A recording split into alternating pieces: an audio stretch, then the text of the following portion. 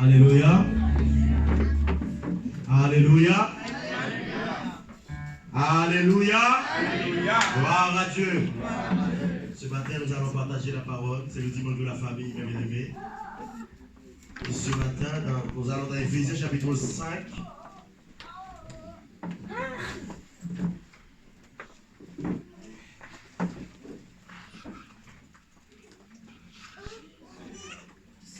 Je vais lire le verset 33. Éphésiens chapitre 5. Le verset 33, la gloire de Dieu. Du reste, que chacun de vous aime sa femme comme lui-même, et que la femme respecte son mari. Parole du Seigneur. Amen. Je vais relire le verset. Suivez avec moi, mes bien-aimés. Je demande aux parents de faire l'installation.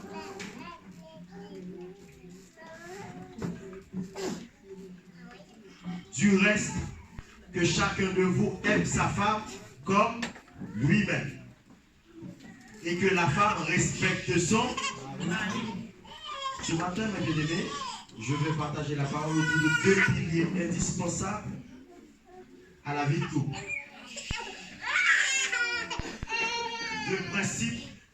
Deux principes fondamentaux pour la réussite de votre mariage. Deux éléments indispensables pour votre vie de couple. Le premier, c'est l'amour. Le deuxième, c'est le respect. Je vais le répéter.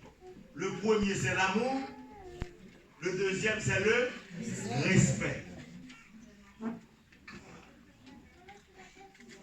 Et la Bible demande aux maris d'aimer leur femme.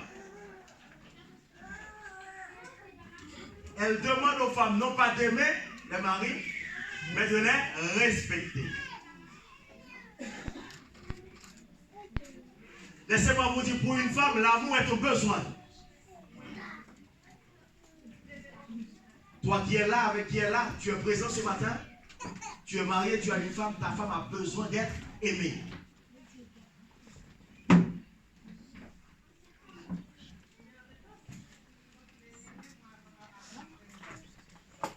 Tu dois tout faire pour aimer ta femme.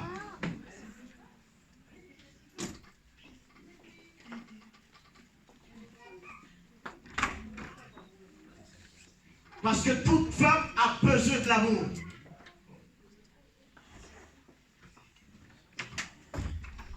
Et toi, comme mari, tu as besoin d'aimer ta femme. C'est ton besoin. C'est même pas la volonté de la femme, elle veut qu'elle soit aimée, non. C'est ton besoin intrinsèque. Dieu qui a conçu la femme, la forme de telle sorte qu'elle soit aimée.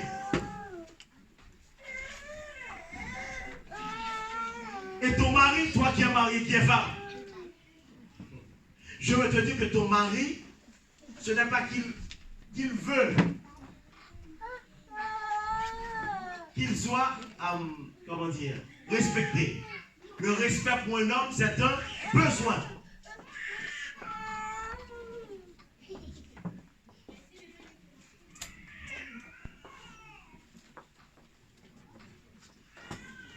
Donc tu dois tout faire en tant que femme pour respecter ton mari.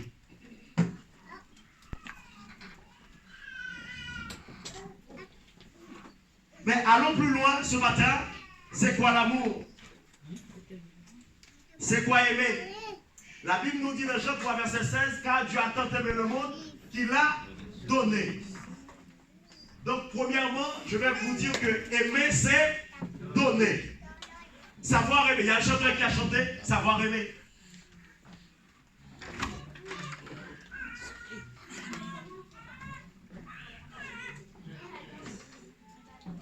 Mais laissez-moi vous dire, savoir aimer, c'est savoir donner.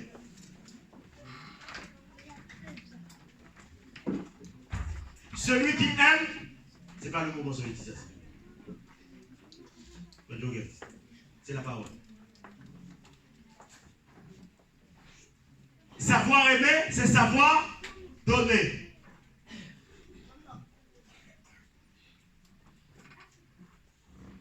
aimer, c'est donner. Aimer, c'est se donner. Parce que la Bible dit, Jésus nous a aimés et il a donné sa vie. Jésus aime ses brebis. Il a donné sa vie pour ses. Celui qui aime, donne. Si tu dis que tu aimes ta femme, tu dois être prêt à lui donner beaucoup, beaucoup, beaucoup de choses.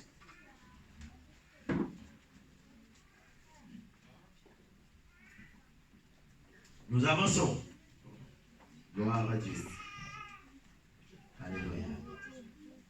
Mais bien aimé, l'amour, c'est l'un des concepts très mal compris dans ce monde.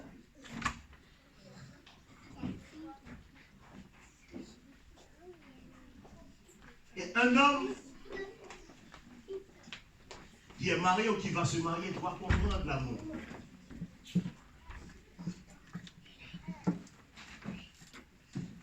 Un homme qui veut vivre avec une femme 10 ans, 30 ans, 20 ans, 30 ans, 40 ans, 50 ans, ou même plus, doit comprendre c'est quoi l'amour.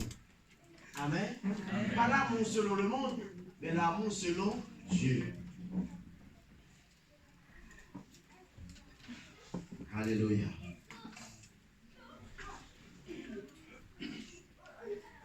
Nous allons essayer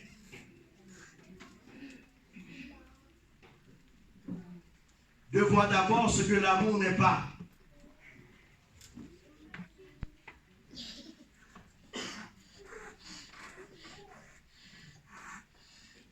Laissez-moi vous dire que l'amour, contrairement à ce que beaucoup d'hommes ou de femmes pensent, ce n'est pas un sentiment.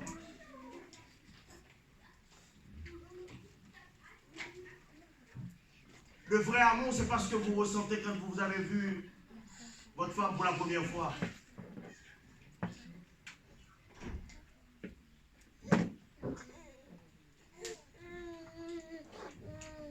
L'amour, c'est pas l'attirance physique. C'est plus que ça.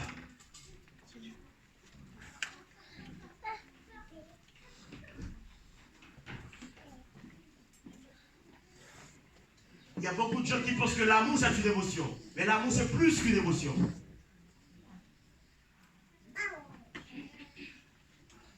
L'amour, c'est pas la passion. Parce qu'il y a beaucoup de gens qui ont vécu la passion au début de leur relation.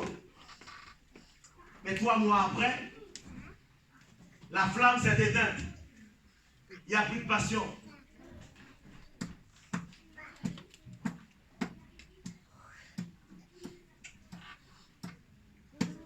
Et nous allons voir dans Matthieu chapitre 5 que Jésus a dit, aimez vos ennemis. Aimez vos... Je suis en train de parler de l'amour entre un homme et une femme. Mais je fais ce détour pour comprendre si Jésus a pu dire à ses disciples, vous devez aimer vos ennemis. C'est que l'amour, c'est un acte de volonté. Vous pouvez choisir d'aimer.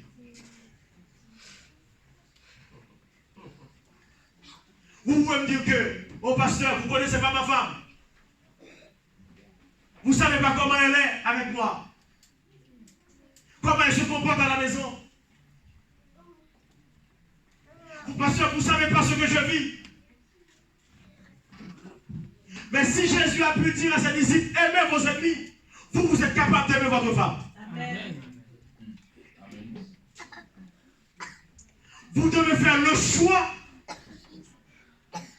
Voilà, c'est pour cela que je vous ai dit au tout début que ce n'est pas un sentiment. Si c'est un sentiment, ce matin vous pouvez vous réveiller, vous sentez, vous avez beaucoup d'amour pour votre femme. Et que le soir, entre-temps, elle a dit une mauvaise parole.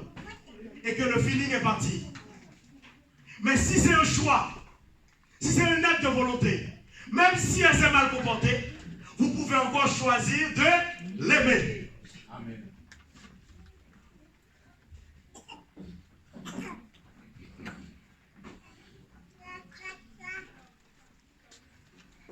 Donc, quelle que soit la situation dans le couple, Marie, vous devez aimer votre femme. Vous devez faire le choix. Pas émotionnel. Parce que les émotions, mes bien-aimés, ça change. Là, cette semaine, tout va bien. J'ai eu des bons petits plats. on est en vacances, il n'y a pas de stress, il n'y a pas la pression de la vie, il n'y a pas de différends, il n'y a pas de désaccord, on n'est pas sous pression. Tout est rose. Émotionnellement, nous sommes sains. Et on voit l'amour couler à flot. Mais quand il y a la fatigue du travail, quand il y a la pression des enfants, quand il y a la facture qui arrive,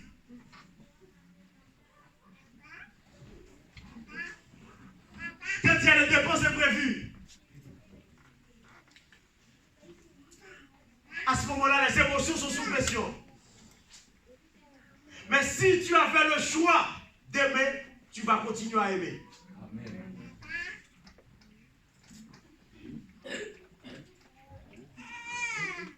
Et mon frère, tu dois tout faire pour aimer ta femme. Et aimer, c'est un choix, c'est un acte de volonté. Voilà pourquoi vous pouvez choisir d'aimer vos propres ennemis.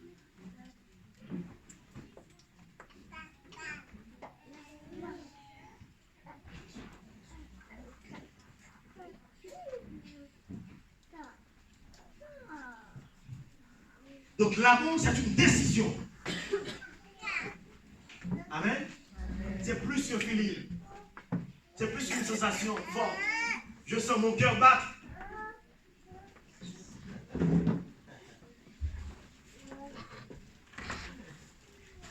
Si c'est ça, tu ne vas pas pouvoir aimer tes ennemis. Mais si l'amour, c'est une décision ferme. Parce que, bien aimé, qui dit décision, dit volonté. Qui dit volonté, dit choix.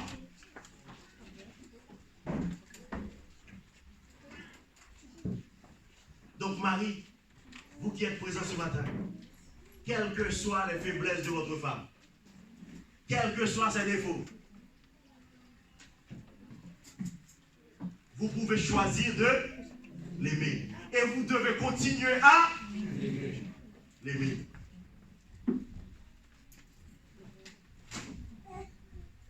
Gloire à Dieu. Nous allons voir dans Jean chapitre 15 ce que Jésus a dit. Jean chapitre 15. Ouvrez la Bible avec moi, mes bien-aimés, ce matin.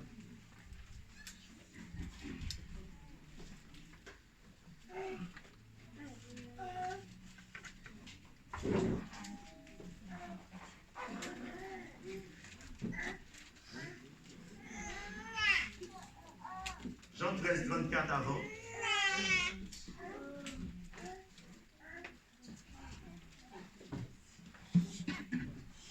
Je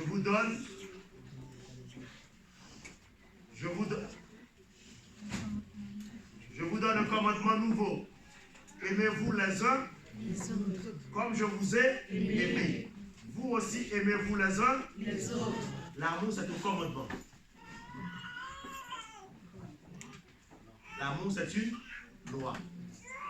Et bien aimé, il n'y a pas de sentiment vis-à-vis de la loi.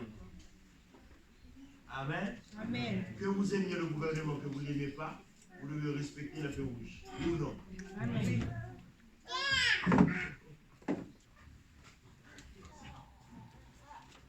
Merci. Donc, mes bien-aimés, il n'y a pas de sentiment face aux lois.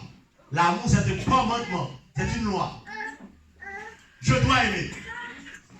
Tu dois aimer. Et Marie, Dieu vous a demandé d'aimer votre femme.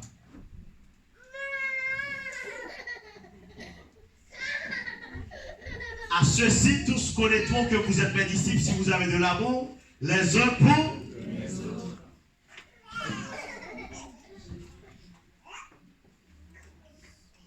L'amour.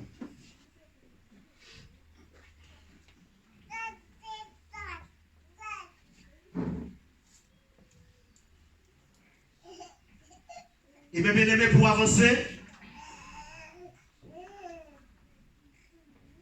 nous devons nous poser la question à savoir, mais c'est quoi aimer véritablement?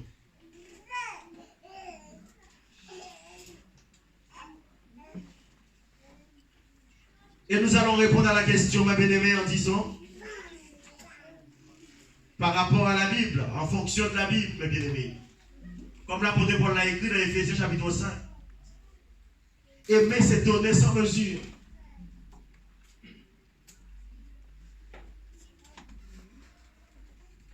Aimer, c'est prendre soin de l'autre.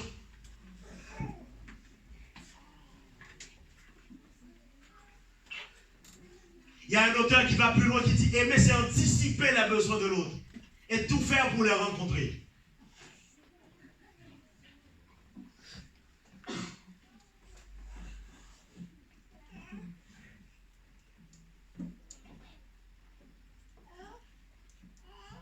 Anticiper les besoins de l'autre.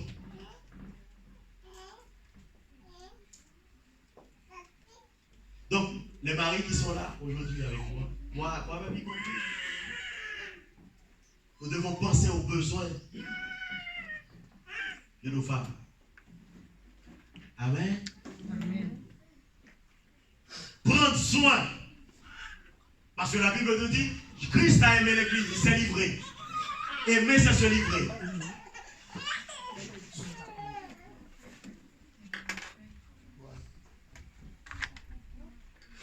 Homme marié, tu dois prendre soin de ta femme. Amen. Amen.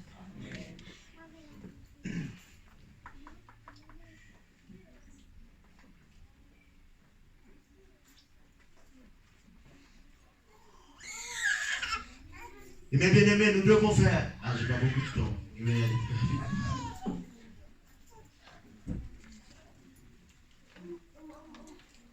Nous devons comprendre, mes bien-aimés, ou essayer de comprendre c'est quoi le véritable amour. Amen. Amen. Parce que en grec, il y a plusieurs mots pour l'amour. Il y a d'abord le mot éros, ça c'est l'amour charnel.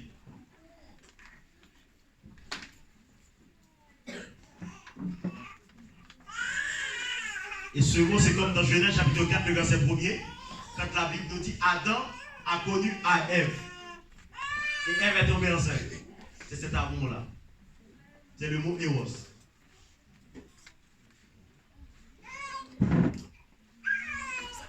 Ensuite, il y a le mot agapé. C'est le vrai amour. C'est l'amour divin. L'amour inconditionnel.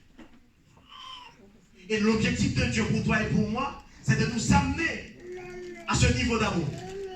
L'amour inconditionnel.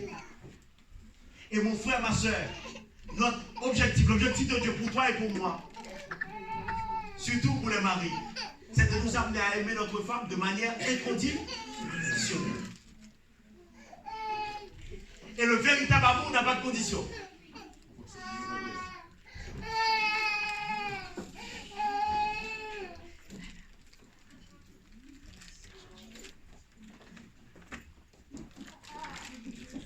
Voilà pourquoi si tu vois que tu aimes une jeune fille, tu commences à trouver des raisons. C'est que ton amour commence à être biaisé. Amen. Amen. Si tu l'aimes parce qu'elle a un beau visage, si demain elle fait un accident. Si tu l'aimes parce qu'il a beaucoup d'argent, si demain il fait faillite.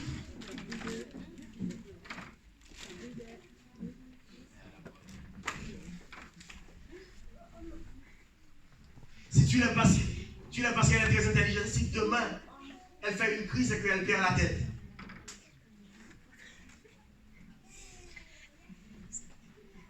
Toute sa mémoire est bousillée.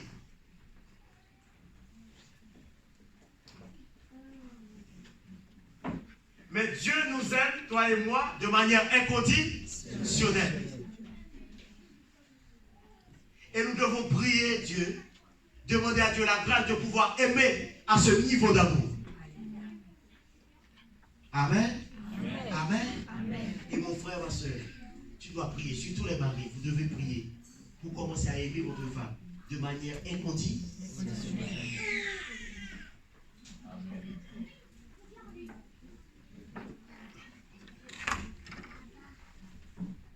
L'amour. Pourquoi l'amour est si important? Nous allons dans 1 Corinthiens chapitre 13 ce matin. La Bible va répondre. Nous allons poser des questions auxquelles la Bible va apporter des réponses pour nous ce matin. Amen. Amen. 1 Corinthiens chapitre 13. Suivez avec moi.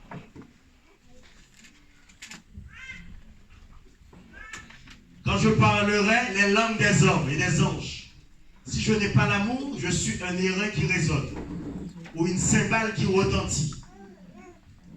Et quand j'aurai le don de prophétie, la science de tous les mystères et toute la connaissance, quand j'aurai même toute la foi jusqu'à transporter les montagnes, si je n'ai pas l'amour, je ne suis rien.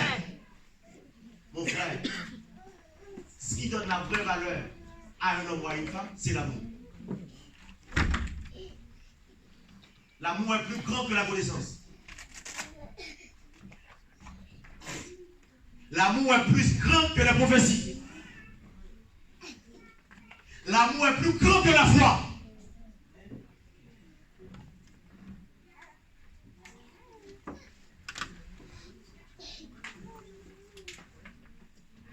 Ne parlons même pas des choses matérielles.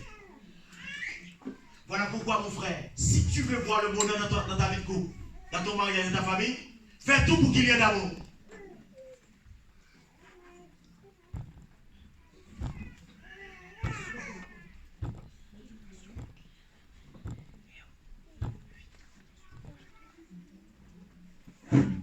Et ce n'est pas sans raison que la Bible nous recommande aux hommes, aux maris, d'aimer leur femme. Et mes bien-aimés, vous allez parcourir la Bible, vous n'allez pas trouver un verset où Dieu a demandé aux femmes d'aimer leur mari. Nous allons y arriver.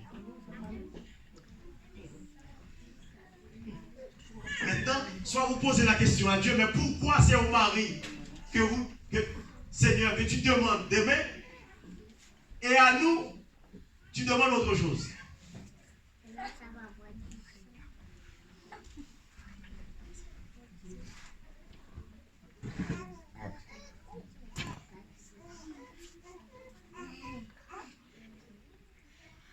Et bien, bien aimé, je dois vous dire que l'amour est éternel. Amen. 1 Corinthiens 13, verset 8. L'amour ne périt jamais.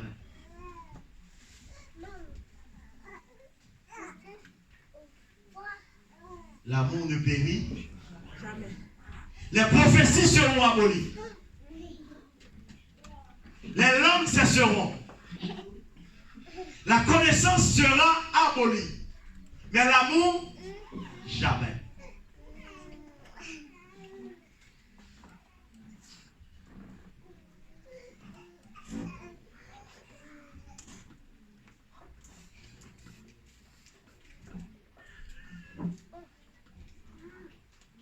Et ce matin, je parle au mari. Mieux est tout faire pour apporter beaucoup d'amour à vos femmes. Amen. Amen. Amen. Amen. Amen. Beaucoup d'amour.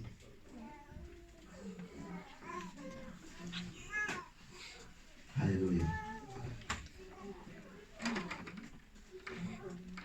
Je n'ai pas le temps ce matin, mes bien-aimés, de voir les 9 façons, 9 formes d'amour du point de vue de la psychologie.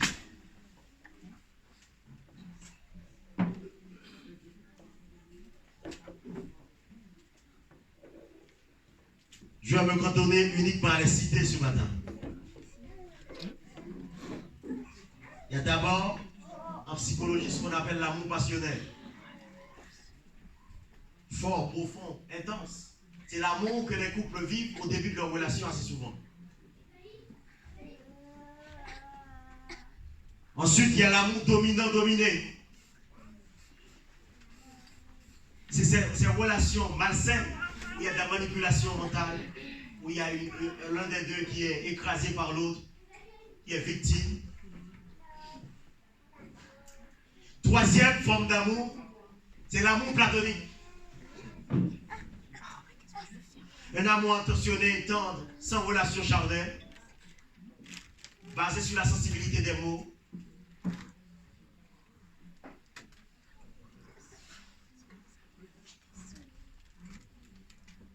La douceur des regards, ça c'est un amour qui n'existe quasiment plus maintenant. Quatrième forme d'amour, c'est ce qu'ils appellent l'amour respectueux. Un amour empreint de respect mutuel et d'harmonie. Ça c'est cet amour que vivent assez souvent des couples où les deux personnes aiment leur indépendance.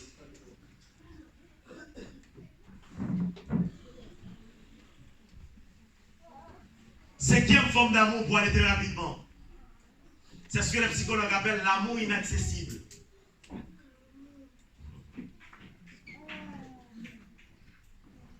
C'est-à-dire quelqu'un qui est au collège qui tombe amoureux de son prof. De sa prof, pardon. Par exemple. Ou bien quelqu'un qui est devant sa télé qui tombe amoureux d'une star.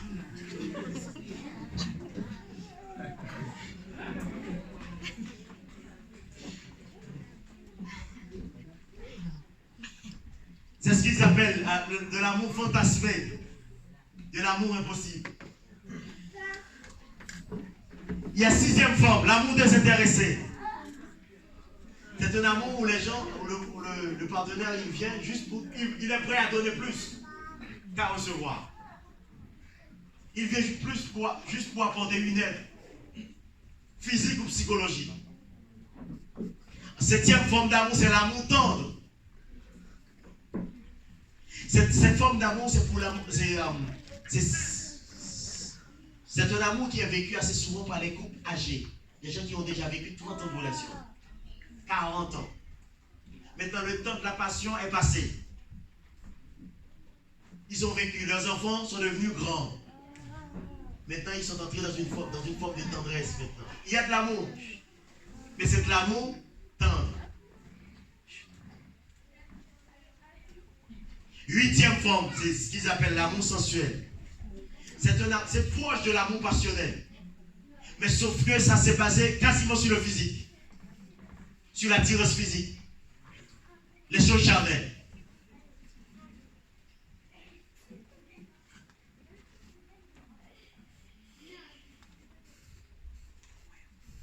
Et neuvième forme, c'est l'amour conflictuel.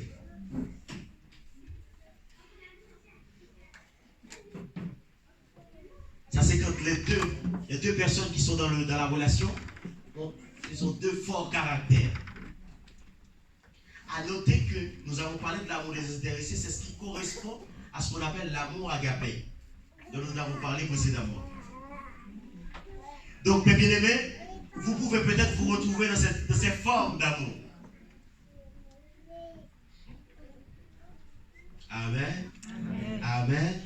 Amen. Amen. Mais là n'est pas l'essentiel. L'essentiel, c'est que les maris doivent aimer leur femme. Donnez de vous-même pour votre mari, pour votre femme, pardon. Amen. Amen. Amen. Amen. Donnez ce que vous pouvez donner.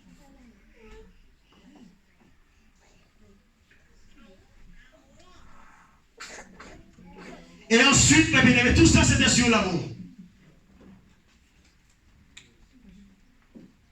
Il faut être prêt à donner pour prouver à ta femme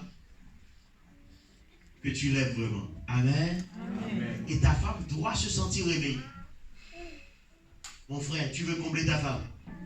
Elle doit se sentir aimée.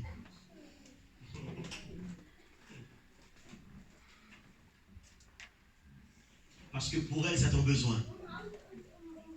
Voilà pourquoi vous allez voir des femmes qui vont aller quasiment acheter l'amour. Amen. Amen. Parce que pour elle, c'est ton besoin.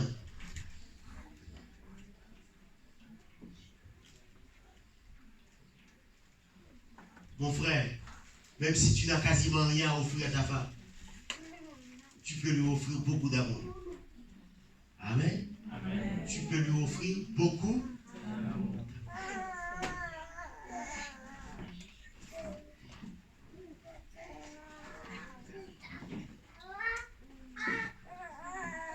Revenons à Ephésiens 5, verset 33. Dieu que chacun de vous aime sa femme comme lui-même et que la femme respecte son. Nous avons parlé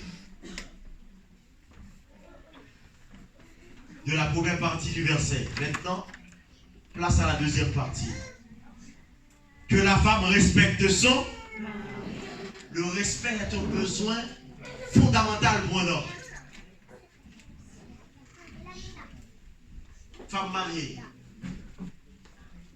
Le respect, ce n'est pas la volonté de l'homme, c'est un besoin.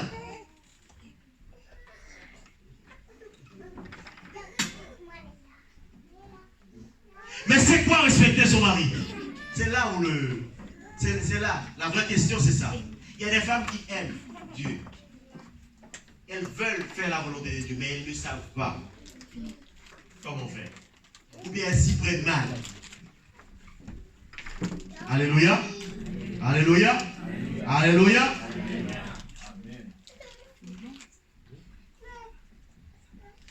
Première chose, respecter son mari. Première chose, c'est parler vraiment bien de son mari.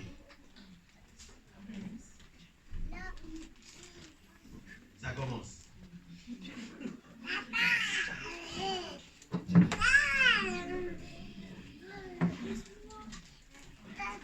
Si tu veux respecter ton mari,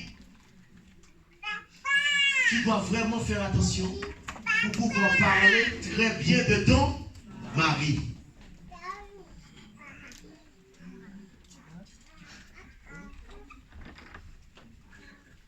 Deuxième chose, tenir son mari en haute estime. Vraiment estimer son mari. Amen. Amen. Amen. Amen.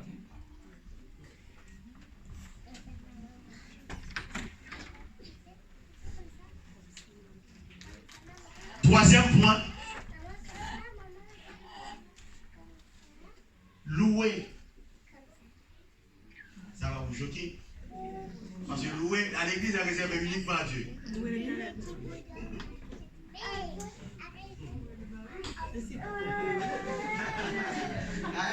Nous allons découvrir c'est quoi la louange. Amen. Amen. Alléluia. Alléluia. Alléluia. C'est quoi la louange? La louange, c'est un témoignage verbal ou écrit d'admiration ou de grande estime pour une personne. C'est ça la louange. Quand nous disons les femmes doivent louer leur mari, nous voulons dire quoi? Les femmes doivent avoir un témoignage verbal ou écrit empreint d'admiration et de considération pour leur mari. Parce que louer une personne, c'est raconter, témoigner de ce que cette personne a fait de grand, de bon dans votre vie. De même que vous pouvez louer Dieu, témoigner, raconter ce que Dieu a fait de bon, de grand. Vous pouvez également dire ce que votre mari a fait.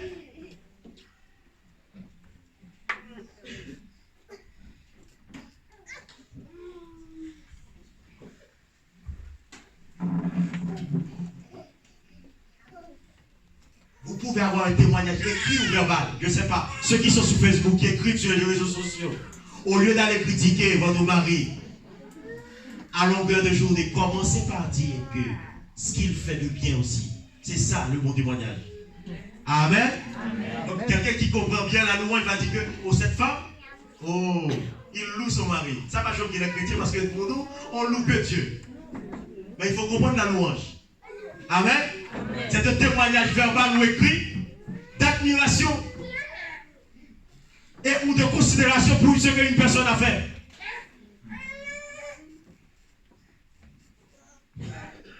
Et c'est synonyme de complimenter, louer, féliciter. Je sais qu'à l'église, les gens ils seraient beaucoup plus prêts à accepter le mot féliciter que le mot louer. Mais quand tu félicites Dieu, tu loues Dieu, tu es en train de le féliciter, de le complimenter.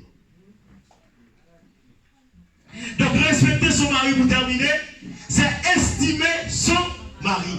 Et je vais vous dire, femme, la première personne qui doit valoriser votre mari, c'est vous-même. Amen. N'attendez pas que votre mère vienne valoriser votre mari. Non. Dans votre belle famille, la première personne pour prendre la parole pour dire à votre grande soeur, à un membre de la famille, c'est pas bien, vous ne pouvez pas parler de mon mari comme ça. C'est vous-même.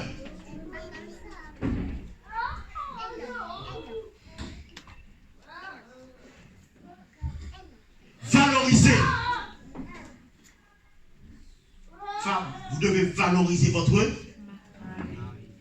Pas parce qu'il n'a pas de défaut. Il faut surtout, si vous voulez respecter votre mari, évitez de minimiser votre mari, que ce soit en privé ou en public. Amen. Que ce soit en privé ou en public.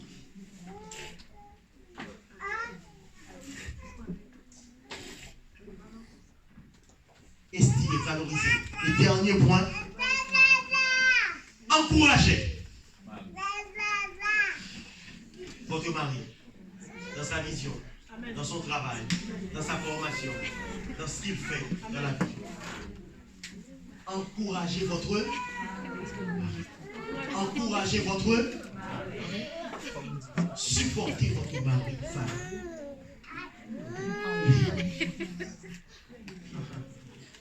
Amen. Amen. Amen. Amen. Amen. Supportez votre mari. Et soyez soumise à votre mari. Ça ne veut pas dire que vous pouvez pas avoir de désaccord. Vous devez être d'accord avec tout, non. Amen. Amen. Amen. Et la Bible nous dit que l'homme est la tête. C'est traduit par le mot chef. Oui, parce qu'un chef, c'est celui qui est dans la tête. Amen. Amen. De la femme. Amen. Amen. Donc respectez. Votre ma soeur, toi qui es mariée, ton mari a besoin de respecter. C'est un besoin pour lui. Tu dois le valoriser. Amen. Amen. Amen. Amen. Tu es là pour l'encourager. S'il veut abandonner dans telle voie, dans telle chose, tu es là pour lui dire non. Tu dois être le premier soutien de ton mari. Amen. Amen. Donc, mes bien-aimés, les couples équilibrés, c'est les couples qui arrivent à avoir ces deux principes présents dans leur vie. L'amour et le respect. Amour et respect. Amour et amour et respect. Amour et respect. Que Dieu nous bénisse. Amen.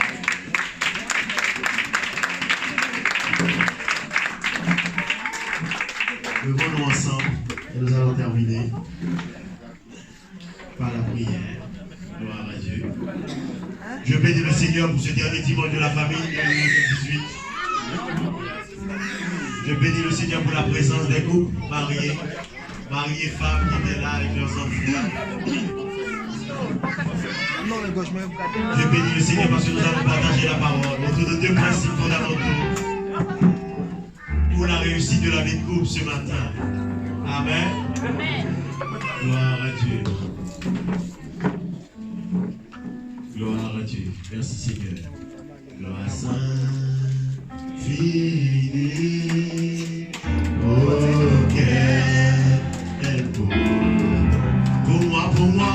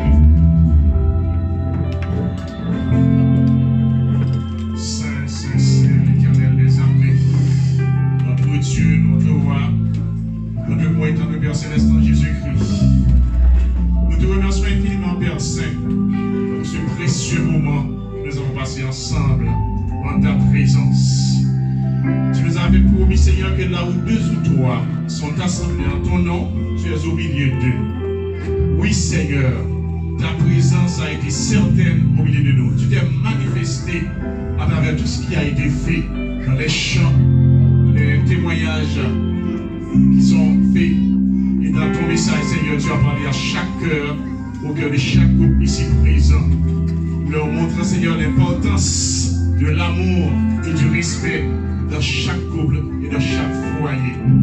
Merci Seigneur de permettre que chaque couple ici présent garde ces paroles à l'esprit pour pouvoir les pratiquer tous les jours de leur vie. Car Seigneur, dans ce monde où tout est en train d'être chambardé, nous avons besoin de ces repères pour mener notre vie, une vie conforme à ta volonté. Merci de nous accompagner, Seigneur, tous les jours avec ta parole, ta sainte parole, qui puisse nous guider, Seigneur, vers la bonne direction. Reste avec chaque personne ici présente, Seigneur. Aide-leur à passer une agréable fin d'année, Seigneur, avec tous les problèmes qui sont autour de nous. Aide-nous à être préservés, Seigneur, des difficultés de ce monde. Aide-nous, Seigneur, à rester avec les yeux fixés sur toi, parce que nous avons besoin de toi en toutes circonstances. Merci pour chaque personne ici présente, Seigneur. Accompagne chacun de nous pour rentrer à la maison. Permets, Seigneur, que ces derniers jours qui restent soient, Seigneur, des jours bénéfiques pour chacun de nous. Aide-nous à rentrer, Seigneur, avec une nouveauté de vie dans cette nouvelle année qui approche. Et que chacun de nous, Seigneur, trouve bénédiction à tes yeux. Merci, Seigneur, de rester auprès de chaque serviteur et servante ici présent pour les aider, Seigneur, à être chaque jour meilleur devant toi. Nous te demandons, Seigneur, de nous accorder une semaine agréable avec ta divine protection. C'est notre prière. Nous ne sommes pas dignes, nous n'avons pas les mérites. Et nous te demandons ces grâces au nom de ton Fils Jésus, lui qui vit dans l'unité avec toi et avec ton Saint-Esprit, lui qui nous a appris à dire quand nous prions, notre Père qui es aux cieux, que ton nom soit sanctifié, que ton règne vienne, que ta volonté soit faite sur la terre comme au ciel. Donne-nous aujourd'hui notre pain quotidien. Pardonne nos péchés comme nous aussi nous pardonnons à ceux qui nous ont offensés. Et nous, Jésus, plein de tentation. Mais Seigneur, délivre-nous du malin, car c'est dans tous les siècles, le règne, la puissance et la gloire. Au siècle des siècles. Amen.